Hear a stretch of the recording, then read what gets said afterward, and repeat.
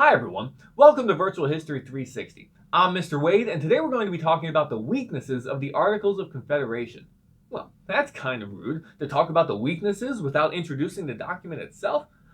I apologize for that. The Articles of Confederation was the first plan of government that we established after declaring independence from Great Britain. Think about it.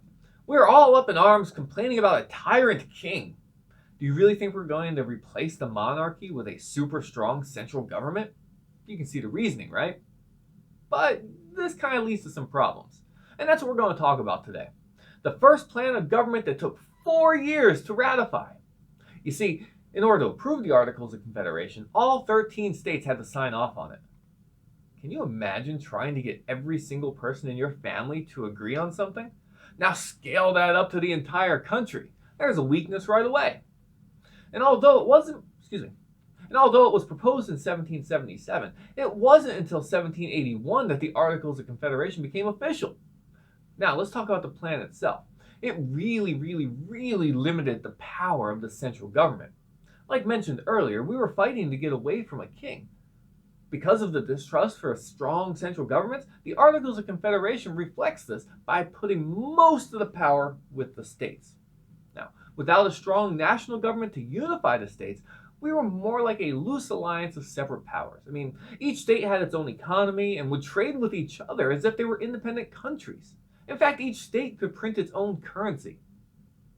Can you imagine paying for your groceries with a Florida dollar bill and then trying to buy groceries in Georgia? Oy, what a headache. And what about the government raising money for itself? Only the states could levy taxes on the citizens. How is the central government supposed to pay for things, like defense? Their only option was to ask the states to give it to them. How well do you think that went over? About as good as a lead balloon, although Mythbusters did prove that it was possible, but I digress. So we know the government didn't really have any money, but could it work anyway? Well, let's talk about representation. Every state got one vote. This is great if you're Rhode Island. Not so much if you're Virginia.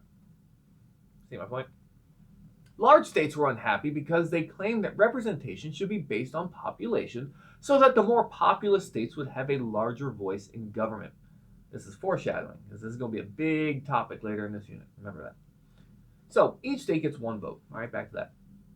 But what about passing new laws? Well, you needed to get a minimum of 9 out of the 13 states to vote for it. Rather than a simple 50% majority, you needed the 2/3 majority. Sounds great on paper, but in a country that stretched along the Atlantic coast, they had many different ways of life. You see it becoming a real problem trying to get the required number of states to agree on anything, right? But say you did pass a new law. How are you going to enforce it? There was not a head executive to make sure the laws are carried out. It was up to the states. And what if that state that we're talking about, just one example, was one of the 4 states that didn't approve the law? Do you think they're going to enforce it? Exactly. So, hopefully you can see why men like Alexander Hamilton called for a convention to quote-unquote amend the Articles of Confederation.